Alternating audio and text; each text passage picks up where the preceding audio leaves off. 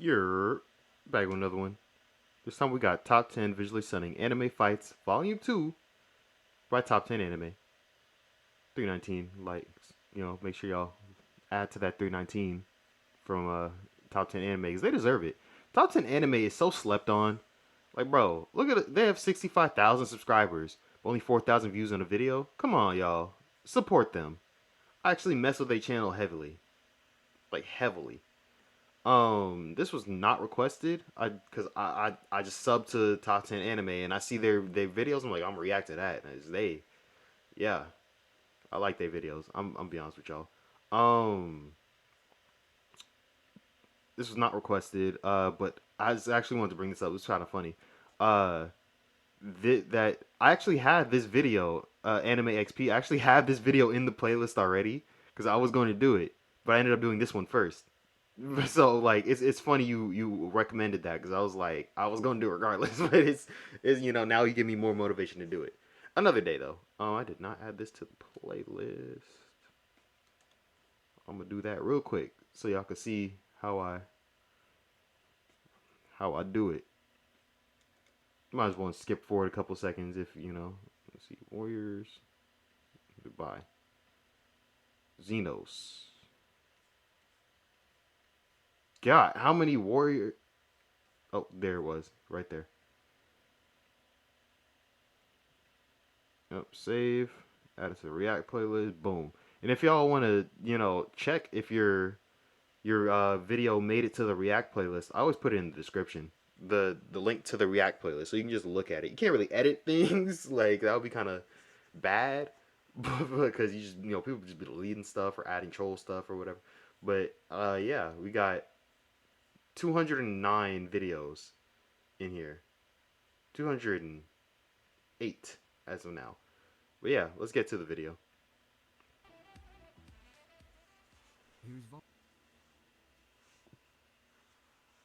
So many ways to describe how beautiful a scene is. Therefore, I will be focusing more on providing a summary on the anime or scene itself, rather than repeating how gorgeous every one of these entries are.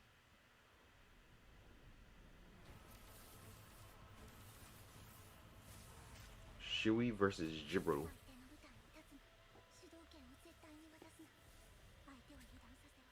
No Game, No Life Zero is a recollection of the That's war why. from 6,000 years ago, explaining the background of many characters and events that took place prior to the TV series.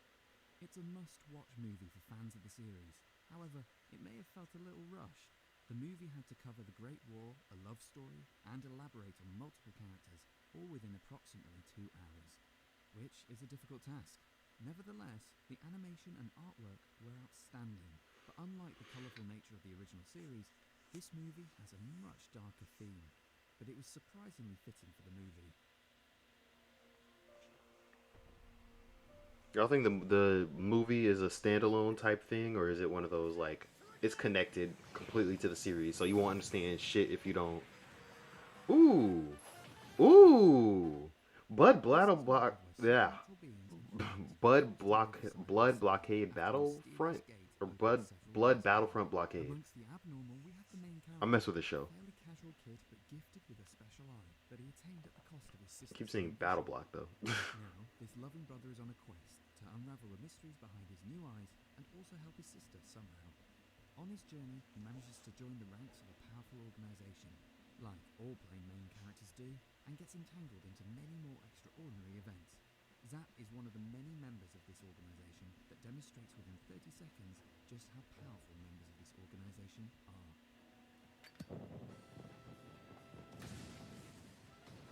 Zap was always cool. I'm on the last like 2 episodes. I need to just finish that show. Unlike One Punch Man's second season, Mob Psycho 100 delivered a sequel arguably better than the first season. Mob is a quiet, kind-hearted individual, constantly restraining his emotions in fear of his psychic powers accidentally hurting someone. There's a strong connection between his emotional state and his powers, and this was one of the few times where he was able to truly let loose. Both his powers and emotions were relieved of any constraints, and we can finally see him enjoy a battle for a change. Although this was a short-lived moment due to his disappointment in himself for carelessly using such great powers with little regard to his surroundings. I mean, she Times you needed to do it. He really hit that man with that Chibaku Tensei. If that's what Pain uses, I don't know. I'd be trying. Is that it? Cause Shinra Tensei is the almighty push. This is the Isn't 16th Chibaku volume Tensei the one where he removed like from the 24th pulls the? issue of the series, as I don't well know. as It's Atlas, Planetary the first Devastation in the feature dub. I don't film know. I just be adaptation watching of dub. the series Pirates Racing to Find Treasure. As usual with One Piece movies, there were many beautifully animated fights. Isn't this The scene film? that caught my Oh, attention this is was Zoro's fight. Zoro has certainly become far stronger from the days when he was Stampede. defeated by a button knife, strong enough to put up a fight against an admiral. Even meteors were not enough to take out Zoro. However, he still has a ways to go before he can compete against the number one swordsman of One Piece, who essentially erased the meteor from existence with a single strike.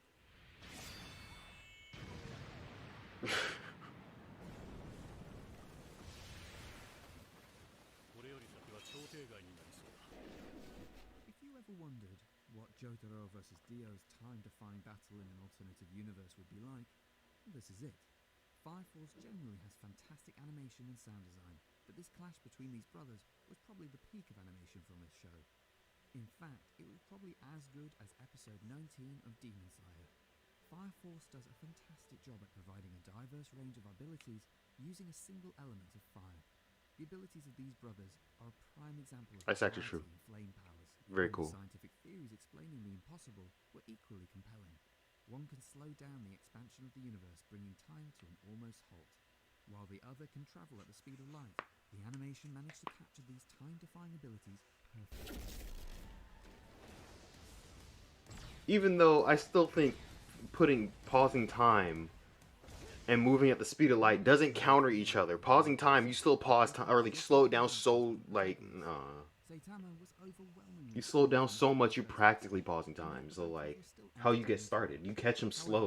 some You characters catch them on a stop just point and couldn't they're fully dead. grasp the extent of Saitama's powers, and this little training session was a moment of enlightenment for Genos. A no-contact punch sufficient to vaporize a mountain and split the sky in two. If that punch had landed, Genos would be irreparable. However, the most impressive part was Saitama's little tap on Genos' head. An unfathomable amount of control must have been needed for that tap not to have erased Genos' head off.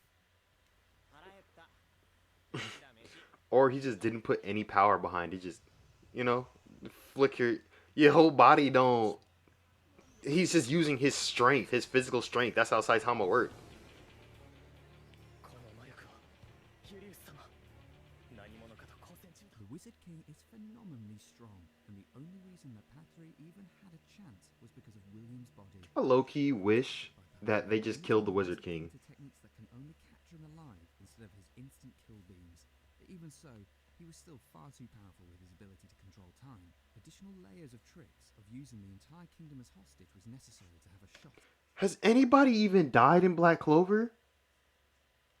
No, like I'm thinking about it. I don't think anybody's ever died in Black Clover. Would they always get brought back or something, or just sealed away, or they're just really hurt and they're on the brink of death. But like, it's just the fact that the Wizard King survived this. I was just like, okay, no one's gonna die. No one character's gonna die. There's no reason to even keep watching, other than just entertainment. Like, there's no stakes. There's no drama. They're all gonna make it out. I don't think anybody ever died. The Wizard King.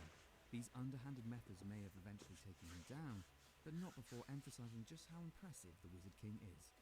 He alone protected an area covering the entire kingdom, with a mana zone greater than anything we've seen before. Looking forward to him fighting a worthy foe without any restrictions.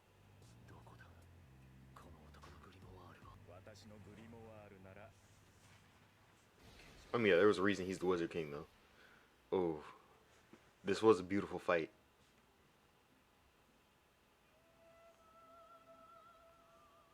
This surprise fight that took place towards the end of the season was a fundamental moment for the new number one hero to establish his presence to both the civilians and villains. Unlike All Might, he had to work hard all his life to chase after the number one So villain. I haven't been able to move my body in a while. Hero's shoes meant they had to work even harder to prove his worth.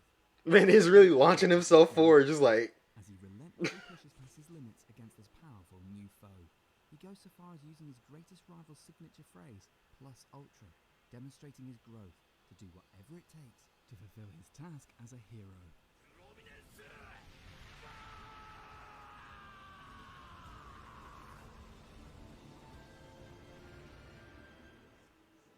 He's got to have so many water heroes as sidekicks just to cool him down, just in case. Like, this is smart to do. Demon Slayer Like, oh, he used Prominence Burn. Get it. Like, let's use some water.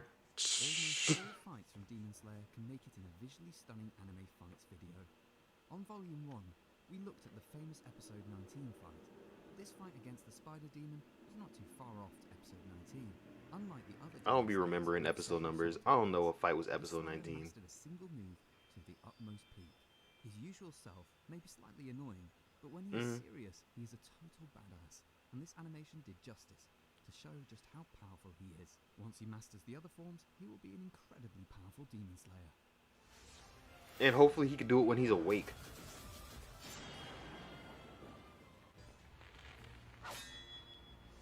But he really trains so hard that he could do it in his sleep.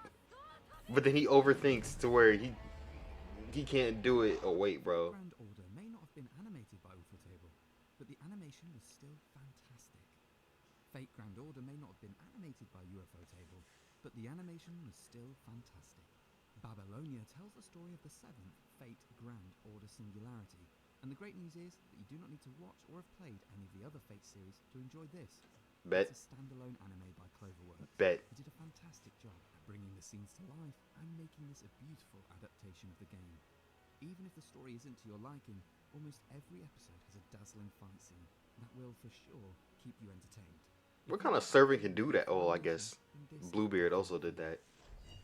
So I shut my own ass up.